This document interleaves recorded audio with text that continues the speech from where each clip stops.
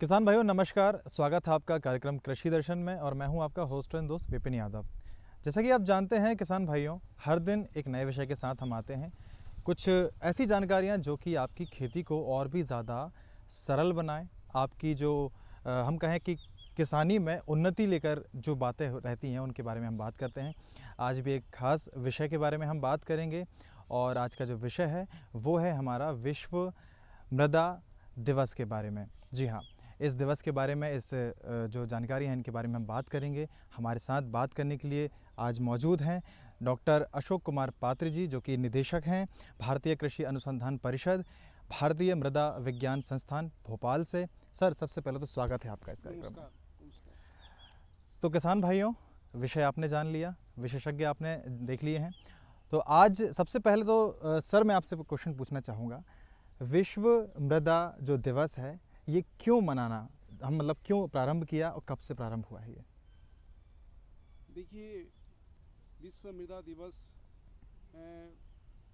ये इसीलिए मनाया जाता है कि हमारा पूरा विश्व में या हमारा भारत देश में जो मृदा है जी, एग्रीकल्चरल लैंड्स है जी, वो लिमिटेड है। बिल्कुल और इनफैक्ट हर साल ये कमते जा रहे हैं। बिल्कुल, क्योंकि हमारा इंडस्ट्री आ रहा है, इंफ्रास्ट्रक्चर बन रहा है, रोड बन रहा है, ब्रिक्स बन रहा है, तो जो एक्चुअल एरिया है वो कमते जा रहे हैं। और हमारा जो फूड प्रोडक्शन, जो खाद्यान्न का जो प्रोडक्शन है उसका डिमांड बढ़ते जा रही है। बिल्कुल। तो लेकिन एरिया हमारा सेम है। बिल्कुल। उसी एरिया में हमको दिन के दिन ज़्यादा से ज़्यादा प्रोडक्शन करना है हर साल। तो इसीलिए जो मृदा का जो गुणवत्ता है जी, वो बरकरार रहे जी, लेकिन ये बरकरार नहीं हो पा रहे हैं क्योंकि हम जो यूज़ कर रहे हैं मृदा का वो सही ढंग से नहीं कर रहे हैं जी। तो ये जो विश्व मृदा दिवस है एक जागरूकता लाने के लिए, अवेयरनेस के लिए, जी, जी, कि पूरा दुनिया में एक अवेयरनेस हो कि देखो हमारा जो मृदा है ये चिरस्थायी नहीं है। बिल्कुल। अगर आप सही तरीके से इसका यूज़ नहीं करेंगे, इसका जो किसी में इसका अच्छे तरीके से इसको नहीं करें तो धीरे धीरे इसका गुणवत्ता कम हो जाएगा, प्रोडक्शन कम हो जाएगा। इसीलिए विश्व मृदा दिवस शुरू हुआ है 5 दिसंबर 2014 से। Food and agriculture organization of United Nations जो रोम में है उन्होंने ये शुरू किए हैं और 5 दिसंबर को इसीलिए रखे हैं कि उस दिन बर्थडे जन्मदिन है। वो जो लेट एच.एम. किंग भूमिबोल, वो थाईलैंड का राजा थे, उनका जो बर्थडे है उसी दिन को ये मनाया जाता है क्योंकि उन्होंने ये जो जागरूकता है अवेयरनेस का, उनका एक प्रोपोनेंट थे इसको आगे बढ़ाने के लिए। तो हर साल एक एक थीम का ऊपर में विश्व मृदा दिवस मनाया जाता है। इस साल का जो थीम है वो है keep soil alive, protect soil biodiversity. मिट्टी को जीवित रखें, मिट्टी की जैव विविधता की रक्षा करें, ये है इस साल का थीम है। हर साल एक नया नया थीम में होता है। इस साल जो हमारा जो जैव है मिट्टी में, सूक्ष्म है और जो मैक्रो बोलते हैं हम, तो उनका जो विविधता है सॉइल में उसको कैसे हम प्रोटेक्ट करें, इसी के ऊपर में इस साल का है। सर, जैसा कि आपने बताया कि हर साल एक थीम होती है, इस बार भी एक थीम है। किसान भाइयों को ये जानना बहुत ज़रूरी है कि वो जिस मिट्टी में खेती कर रहे हैं उस मिट्टी की आवश्यकताएं क्या क्या हैं, उस मिट्टी को क्या चाहिए। हम जैसे हमारे शरीर के लिए एक एग्जांपल देते हैं, शरीर के लिए क्या चीज़ आवश्यकता है, किसकी ज़रूरत नहीं है, वैसे ही मिट्टी की भी रहती है। तो मिट्टी की जानकारी उन्हें कहाँ से प्राप्त होगी, ये जो पोषक तत्व हैं इनकी जानकारी कहाँ से प्राप्त होगी, ये भी किसान भाइयों को कहीं ना कहीं सवाल रहता है जहन में। देखिए, ऐसे तो हम जो मृदा के बारे में सोचते हैं, हम सोचते हैं कि इसमें कोई मतलब ऐसे ही है, ये तो हमारा पास है और ये हर समय ऐसे ही रहेगा। लेकिन अगर आप इसका वैज्ञानिक चीज़ अगर इसके बारे में आप जानने का कोशिश करेंगे तो इसमें हमारा जो मृदा है इसमें 3 तरह इसका गुण है। एक तो गुण है जो फिजिकल जो भौतिक गुण है इसमें, एक रासायनिक गुण है। रासायनिक गुण में जैसे हम लोग जो पोषक तत्व है उसका अम्लीयता है, उसका क्षारीयता है, और जो क्या क्या जो न्यूट्रिएंट्स पौधा को 17 तरह न्यूट्रिएंट्स का जरूरी पड़ता है। और अगर 17 न्यूट्रिएंट, जैसे हम तो आमतौर बोलते हैं कि नाइट्रोजन, फास्फोरस, पोटासियम और उसके बाद सल्फर है, कैल्शियम, तो ये इसी तरह माइक्रो न्यूट्रिएंट्स है, जिंक, आयरन, ऐसे ही करके 17 तत्व है जो पौधा अगर नहीं मिलेगा उसको संतुलित मात्रा में, तो पौधा का जो उसका जो ग्रोथ है और उसके बाद जो उसका जो पैदावार है वो नहीं हो पाएगा। तो ये जो गुण है ये रासायनिक गुण है।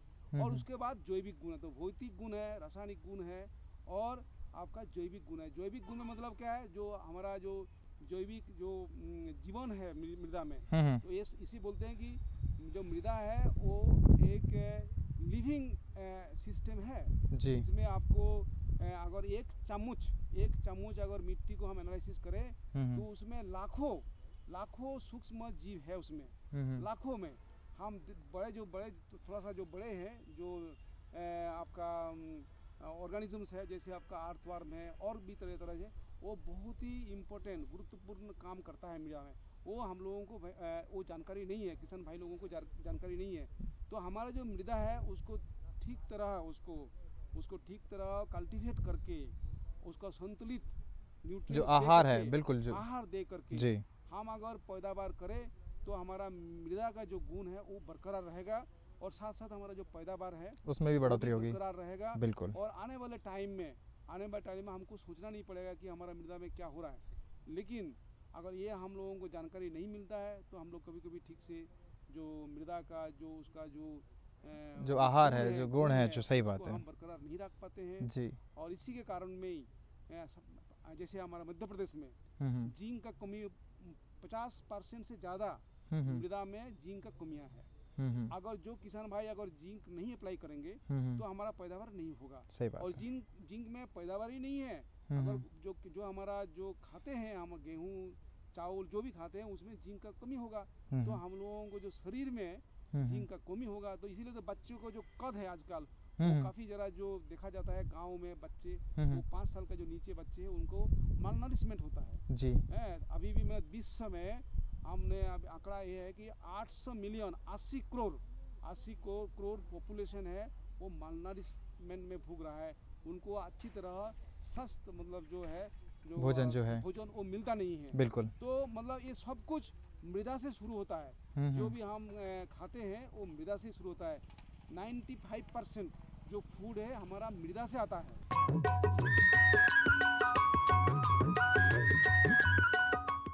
अरे सुन तो। मुझे क्या सुनाना चाहते हो? जो सुनाओ मेरी सौतन को। किसको? अरे वही तुम्हारा मोबाइल फोन जिससे सुबह शाम दिन रात चिपके रहते थे और कहते थे किसान कॉल सेंटर से बातें हो रही हैं। अच्छा ये बात है। हाँ क्यों, क्या हुआ? अब बात नहीं होती क्या? अब तो झट से बात हो जाती है। संबंधी समस्याओं का अपनी भाषा में तुरंत हल पाने के लिए पूरे भारत में किसी भी फोन से हेल्पलाइन नंबर पर संपर्क करें। किसानों का दोस्त किसान कॉल सेंटर।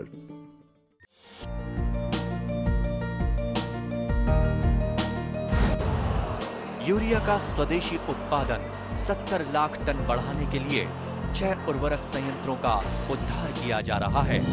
FCIL के गोरखपुर, सिंदरी, तलचर और रामागुंडम संयंत्र, HFCL की बरौनी इकाई और BVFCL की नामरू फोर्थ। सोने पर सुहागा ये है कि देश में अब बनेगा सिर्फ नीम लेपित यूरिया, क्योंकि इससे होगा किसानों का फायदा ही फायदा। अनाज का उत्पादन 10% तक बढ़ेगा। बढ़ेगी 10 से 15% नाइट्रोजन क्षमता।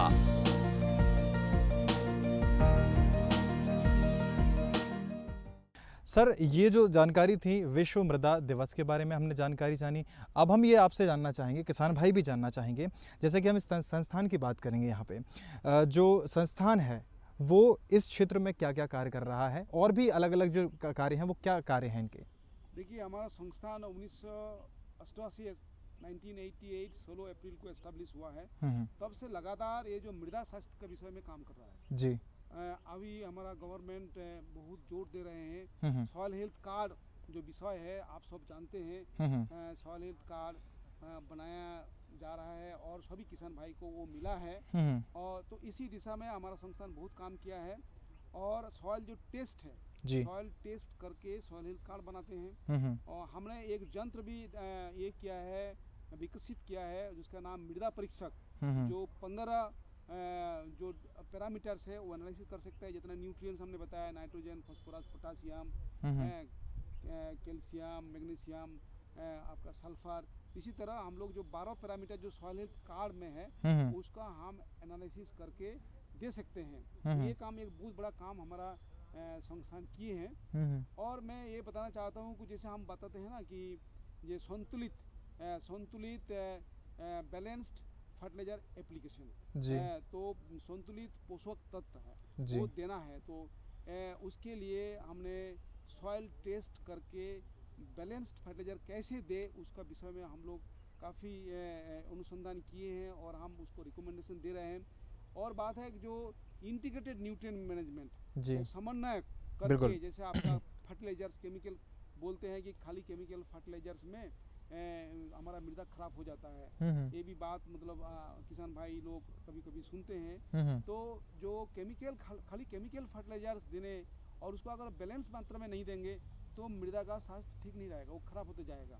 तो आपको हमारा संस्थान रिसर्च किया है, हमारा संस्थान बताते हैं, काफ़ी ट्रेनिंग कराते हैं। हम किसान भाई का खेत में जाते हैं और उनको बताते हैं तो आप रासायनिक खाद दीजिए, लेकिन उसके साथ साथ आपको जो ऑर्गेनिक मेन्योर है, वर्मी कंपोस्ट है, आपका जो फार्म यार्ड मेन्योर है, जो भी कंपोस्ट है, आपका कोई भी चीज़, आपका जैसे आपका क्रॉप रेसिड्यू आजकल आप जला देते हैं बहुत लोग, इसका विषय में सरकार गंभीरता से ये ले रहे हैं और उसको जलाना नहीं है, बहुत ही अमूल्य संपदा आप जला रहे हैं। तो उसको बंद करके, मतलब देखिए जो हमारा जो ग्रेन है, जो दाना है, जैसे आपका गेहूँ है, चावल जो दाना है, वो हमारे लिए है, मनुष्य के लिए है। और लेकिन जो रेसिड्यू जो परवाली है जिसका जो फसल अवशेष है, पराली है, वो हमारा खेत के लिए है, जमीन के लिए है। सही बात है, हमको रिटर्न करना है, क्योंकि उसमें काफी सारा नाइट्रोजन न्यूट्रिएंट्स है। वो न्यूट्रिएंट्स उसमें है, अगर हम जला दिया तो हवा में चला गया। एक तो आपका वो, उसके बाद आपका ग्रीन हाउस गैस बोलते हैं हम लोग, उसका भी आप हवा में कार्बन डाइऑक्साइड बढ़ रहा है, जलवायु परिवर्तन हो रहा है। तो ये सब कुछ है ना, ये मृदा से ही जड़ित है, मृदा से कनेक्टेड है। तो आप कभी भी जो रेसिड्यूज है उसको मत जलाइए। आप लोग ये एक प्लेस ले लीजिए कि हमको जलाना नहीं है। किसी कर्नर में, अगर जमीन का किसी कर्नर में उनको एक छोटा सा गड्ढा करके उसमें उसको राख करके धीरे धीरे वो डिकम्पोजिशन हो जाएगा। या तो अगर कंपोस्ट कर सकते हैं तो और अच्छी बात है, क्योंकि आने वाले टाइम में अगर खाली आप रासायनिक खाद देंगे तो उसमें हमारा जो मृदा जो स्वास्थ्य है, जो ऑर्गेनिक कार्बन है, आप देखिए जो सूक्ष्म जीव है उसको खाना है ऑर्गेनिक कार्बन, ऑर्गेनिक मैटर है। जो ऑर्गेनिक कार्बन अगर कम हो जाए तो उनको कोई खाना नहीं मिलेगा, तो वो धीरे धीरे उसका संख्या कम हो जाएगा, उसका जो विविधता है वो कम हो जाएगा। तो मृदा में जो काम करने वाला जो क्षमता है उनका वो कम हो जाएगा, तो धीरे धीरे जमीन का जो प्रोडक्टिविटी वो कमते जाएगा। तो इसी दिशा में भी हमारा संस्थान काफ़ी काम किया है और काफ़ी सारा चीज़ हम लोग पूरा किसान भाई को, पूरा हमारा देश में, ये हमारा संस्थान है एक ऐसा अनोखा संस्थान है जो पूरी तरह वो मृदा के विषय में शोध कर रहा है। तो ये जो भोपाल है, मध्य प्रदेश में हर जगह में हम लोग पहुँचे हुए हैं। हमारे जो टेक्नोलॉजी हम सबसे शेयर करते हैं। ये विषय था दूसरा बात ये है कि हम लोग जो कंपोस्ट जो कर रहे हैं उसका टेक्निक्स, वर्मी कंपोस्ट का टेक्निक्स, और हमारा जो कंपोस्ट एनरिच कंपोस्ट बोलते हैं, उसमें जो कुछ जैसे रॉक फॉस्फेट ऐसे ही कुछ मिनरल्स डाल करके उसको कैसे उसका जो गुण है उसको कैसे बढ़ाया जाए, उसका उसी दिशा में हम लोग काम किए हैं, टेक्नोलॉजी डेवलप किए हैं। किसान भाई लोगों को और बाकी लोगों को हम ट्रेनिंग दिए हैं और वो अडॉप्ट कर रहा है। जहाँ जो युवक है, जो यूथ है, उन वो ट्रेनिंग ले सकता है और वहाँ जा करके छोटा सा यूनिट खोल करके वो उसको प्रोडक्शन कर सकता है, उसको बेच सकता है। तो इसी दिशा में हम लोग काफ़ी काम किए हैं और हम लोग काफ़ी प्रचार प्रसार भी किए हैं। सही बात हमारा है। उद्देश्य है कि कैसे अच्छा पैदावार, अच्छा बीज आप कर ले, मृदा को कैसे फर्टिलाइजर दे करके और बाकी चीज़ दे करके जो आयाम है उसको पूरा यूज़ करके, और आपका जो पानी है और बहुत ज़्यादा इम्पोर्टेंट मुद्दा है।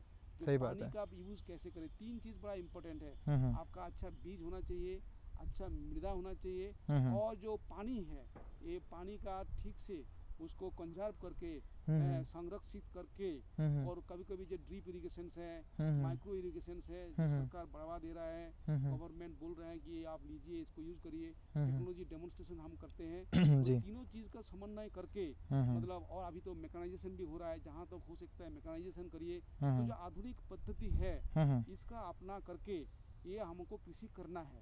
आप लोग पूरा जो हमारा शोध हुआ है इसी संस्थान में, बाकी संस्थान में कहीं हमारा काउंसिल का पूरा फ़ायदा आप लोग लीजिए।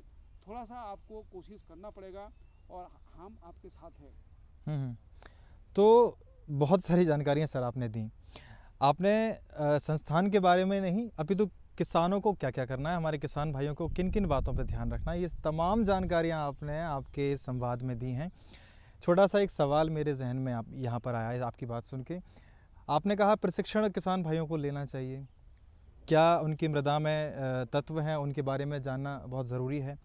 तो ये प्रशिक्षण और ये जागरूकता, अगर छोटे स्तर की बात करें तो हमारा जो गांव देहात के किसान भाई हैं वो सबसे पहले जाके कहाँ जो है वो संपर्क करें कि जिससे उन्हें ये जानकारियाँ प्राप्त हो। एक छोटे लेवल की बात कर रहा हूँ मैं, तो ये जानना किसान भाई, बहुत सारे किसान भाई जानना चाहते हैं। बहुत अच्छी बात है, बहुत ही इम्पोर्टेंट बात है, और ये बात काफ़ी किसान भाई लोग भी पूछते रहते हैं, क्योंकि जब हम जाते हैं फील्ड में तो वो पूछते भी रहते हैं। देखिए, स्टेट डिपार्टमेंट का अच्छा मशीनरी है, स्टेट डिपार्टमेंट का अच्छा मशीनरी है, हर डिस्ट्रिक्ट में ये है। और देखिए अभी केवी है, हमारा ICR सिस्टम की तो बात करें तो हमारा कृषि विज्ञान केंद्र है, कृषि विज्ञान केंद्र एक हब है। वहाँ हर टेक्नोलॉजी, हर आपका मॉड्यूल है, नया क्या पद्धति है कि जो फार्मर्स का जो रिसोर्सेस है, जिनका जितना रिसोर्सेस है, जितना वो लागत कर सकता है, उसको देखते हुए वो उनको रिकमेंडेशन देंगे और उनमें उनको अगर वो उसको वो फॉलो करे, और उन्होंने काफ़ी सारा चीज़ और बताएंगे कि ये चीज़ कहाँ मिलेगा, ये चीज़ कहाँ कर सकते हैं, और उसका वो सुविधा ले सकते हैं। तो इसमें अभी काफ़ी सारा चीज़ डेवलप हो गया। हमारा ये जो गवर्नमेंट है वो काफ़ी सारा चीज़ बहुत सिस्टमेटाइज कर दिया। आजकल आपका वेबसाइट में मिलता है, जिसका पास, जो किसान भाई के पास मोबाइल है, वो चीज़ का भी उन्होंने उसका सद्व्यवहार कर सकते हैं और जान सकता है कि ये चीज़ कहाँ मिलेगा, कॉन्टैक्ट एड्रेस कहाँ है। हमारा इस संस्थान में डॉक्टर AB सिंह है, जो हमारा प्रधान वैज्ञानिक है, और हमारा जो सॉइल बायोलॉजी डिपार्टमेंट है उसका भी वो अध्यक्ष है। तो वो काफ़ी किसान भाई लोगों के साथ उनका काफ़ी इंटरेक्शन करते रहते हैं और काफ़ी सारा जानकारी देते हैं हमारा संस्थान की तरफ से। तो हम चाहते हैं कि आप हमसे कांटेक्ट करिए, हमारे डॉक्टर AB सिंह से कांटेक्ट करिए, और जो डिस्ट्रिक्ट में जो फैसिलिटीज है, एक्सटेंशन ऑफिसर्स हैं, KV के है, तो जिनको इंटरेस्ट थोड़ा सा भी है ना, तो आपको जानकारी मिल जाएगा। और थोड़ा सा देखो कष्ट तो तकलीफ तो करना ही पड़ेगा, क्योंकि ये आपका जीविका है। सही बात है, कृषि आपका जीविका है। उसको कैसे आप मुनाफा, उससे कैसे ज़्यादा से ज़्यादा मुनाफा आप ले सकते हैं, वो तो थोड़ा तकलीफ करना ही पड़ेगा। क्योंकि जो डेवलपमेंट्स है, रिसर्च डेवलपमेंट है, टेक्नोलॉजिकल डेवलपमेंट है, काफ़ी सारा हो चुका है। हमारा जो ICR है, भारतीय कृषि अनुसंधान परिषद, काफ़ी सारा चीज़ डेवलप किया है। तो मैं आपको यही बोलना चाहता हूँ, किसान भाई इसका पूरा लाभ उठाइए। तो हम आपके लिए पूरा हर समय आपके लिए तैयार है। बिल्कुल, आप लोग आते हैं और हम पूरा कोशिश करते हैं कि आप ज़्यादा से ज़्यादा हमारा संस्थान की तरफ से आप ले जाएं और उसको अपनाएं। अगर आप थोड़ा सा उसको यूज़ करके अगर कुछ कर सकते हैं, आप थोड़ा सा मुनाफा बढ़ा सकते हैं, वो अगर हमको जानकारी मिलता है, तो ये इससे ज़्यादा खुशी की बात हमको और कुछ नहीं हो सकता है, क्योंकि आपके लिए हम है, ये संस्थान आपके लिए है। जी, तो किसान भाइयों, आज आपने जाना कि मृदा जो विश्व मृदा दिवस है, हमारे किसान भाइयों को अपनी मिट्टी के बारे में जागरूकता दिलाने के लिए ये दिवस मनाया जाता है। और क्या क्या जागरूकता है, क्या क्या बातें हैं जो आपको ध्यान में रखना, आपके जहन में रखना है, सर ने आपको बहुत ही विस्तारित तरीके से बताया। ये जो विषय है बहुत विस्तार वाला है और भी बातें कई हम आगे और भी आपको बताते रहेंगे। फ़िलहाल आज के लिए बस इतना ही, मुझे आज्ञा दीजिए। और सर मैं आपसे आपको धन्यवाद करना चाहूँगा जो आपने हमारे किसान भाइयों को इतनी अच्छी बातें बताई। बहुत बहुत नमस्कार। और सभी किसान भाइयों बहनों जो भी ये प्रोग्राम सुन रहे हैं, आप सबको बहुत बहुत नमस्कार। जय हिंद। किसान भाइयों नमस्कार, अगले अंक में फिर मुलाकात होगी, तब तक के लिए मुझे आज्ञा दीजिए। नमस्कार।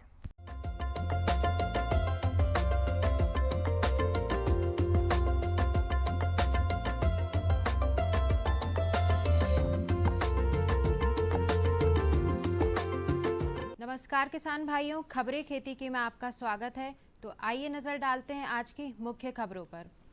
देश में रबी बुवाई 265 लाख हेक्टेयर में। गो संवर्धन के लिए बनी गो कैबिनेट।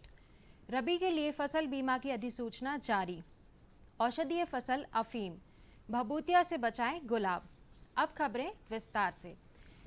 देश में रबी बुवाई 265 लाख हेक्टेयर में। देश में चालू रबी सीजन में अभी तक पिछली बार से 23.77 लाख हेक्टेयर क्षेत्र में ज़्यादा बुवाई हुई है, जो 9.84% अधिक है। केंद्रीय कृषि मंत्री श्री नरेंद्र सिंह तोमर ने कहा है कि कृषि क्षेत्र में सरकार की विशेष रुचि और प्रयासों से किसान उत्साहित है, जिससे कृषि क्षेत्र लगातार बेहतर प्रदर्शन कर रहा है। केंद्रीय मंत्री श्री तोमर ने बताया कि कोविड महामारी के बावजूद सरकार ने अपनी प्राथमिकता वाले कृषि क्षेत्र में निरंतर ध्यान दिया है, जिससे पिछले रबी सीजन में फसलों की कटाई अच्छे से हुई।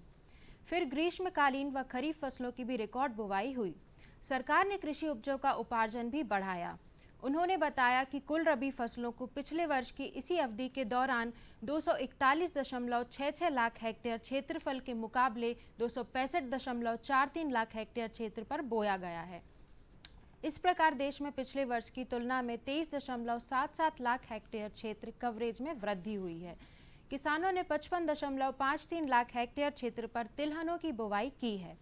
अब तक 97.27 लाख हेक्टेयर क्षेत्र में गेहूं बोया गया है। दलहन 82.59 लाख हेक्टेयर में बोई गई है। मोटे अनाज इस बार 22.78 लाख हेक्टेयर क्षेत्र में है। गो संवर्धन के लिए बनी गो कैबिनेट। मध्य प्रदेश के मुख्यमंत्री श्री शिवराज सिंह चौहान ने कहा है कि प्रदेश में गो संरक्षण एवं संवर्धन के लिए गो कैबिनेट बनाई गई है। प्रदेश में गो पालन एवं गो उत्पादों को अधिक से अधिक बढ़ावा दिया जाएगा। मुख्यमंत्री ने कहा कि सालरिया गो अभयारण्य को आदर्श के रूप में विकसित किया जाएगा। मुख्यमंत्री ने कहा कि प्रदेश में गो पालन के तहत देसी नस्ल को बढ़ावा दिया जाएगा। गो कास्ट लकड़ी का श्रेष्ठ विकल्प है। अतरू इसका उत्पादन बढ़ाया जाएगा। साथ ही गाय के दूध से निर्मित विभिन्न सामग्रियों, गोबर एवं गोमूत्र से बने उत्पादों को भी बढ़ावा दिया जाएगा।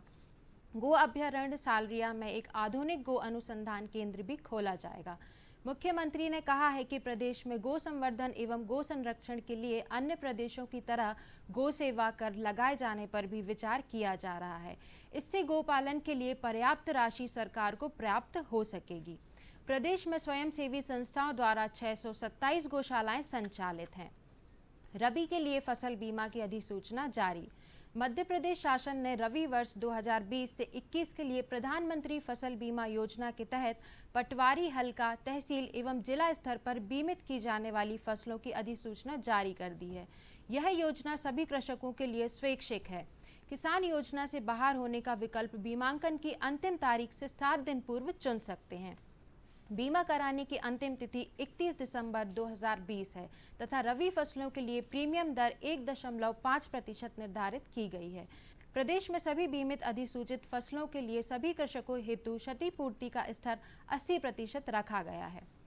कृषि विभाग द्वारा जारी अधिसूचना के मुताबिक रबी में गेहूं सिंचित, असिंचित चना, सरसों को पटवारी, हल्का स्तर पर, अलसी को तहसील स्तर पर एवं मसूर को जिला स्तर पर अधिसूचित किया गया है। प्रदेश में योजना के क्रियान्वयन के लिए जिलों के कुल 11 क्लस्टर बनाए गए हैं। इन क्लस्टरों में agriculture insurance company of India limited AIC का चयन निविदा के आधार पर क्रियान्वयन एजेंसी के रूप में किया गया है।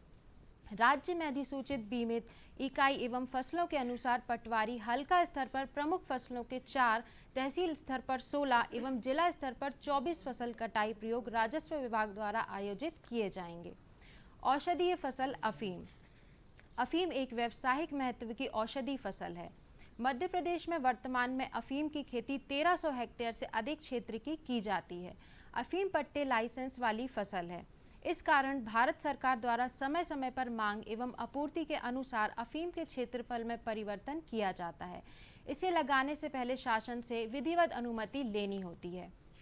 अफीम की फसल को समशीतोष्ण जलवायु की आवश्यकता होती है। इसकी खेती के लिए 20 से 25 डिग्री सेल्सियस तापमान की आवश्यकता होती है। इसकी जवाहर अफीम 16, जवाहर अफीम 539 एवं जवाहर अफीम 540 आदि मध्य प्रदेश के लिए अनुशंसित किस्में हैं। इसकी बोनी अक्टूबर के अंतिम सप्ताह से नवंबर तक कर सकते हैं। अफीम की फसल से अधिक उत्पादन प्राप्त करने के लिए मृदा परीक्षण के आधार पर खाद एवं उर्वरक की अनुशंसित मात्रा का उपयोग करें। इस हेतु वर्षा ऋतु में खेत में लोबिया अथवा सनई की हरी खाद बोना चाहिए।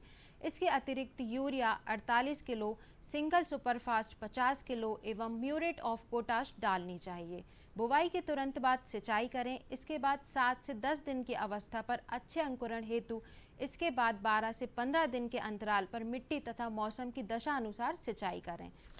कली पुष्प डोडा एवं चीरा लगाने के 3 से 7 दिन पहले सिंचाई देना आवश्यक होता है। भारी भूमि में चीरे के बाद सिंचाई ना करें एवं हल्की भूमि में 2 या 3 से चीरे बाद सिंचाई करें। भभूतिया से बचाएं गुलाब। गुलाब जितना ज़्यादा खूबसूरत और ताज़ा दिखेगा उतनी ही ज़्यादा उसके दाम मिल सकेंगे। कई बार पत्तियों पर भूरे या काले धब्बे दिखाई देते हैं। इससे गुणवत्ता प्रभावित होती है। इन धब्बों को देखकर भभूतिया रोग की पहचान की जाती है। इसके नियंत्रण के लिए सल्फेक्स 2 ग्राम प्रति लीटर पानी में घोल बनाकर 15 दिनों के अंतर से छिड़काव करें। इसके अभाव में डाइथेन एम 45 का 2 से 3 ग्राम प्रति लीटर पानी में घोल बनाकर छिड़काव करें। गंधक का चूर्ण 15 से 20 किलो प्रति हेक्टेयर की दर से भुरकाव करें।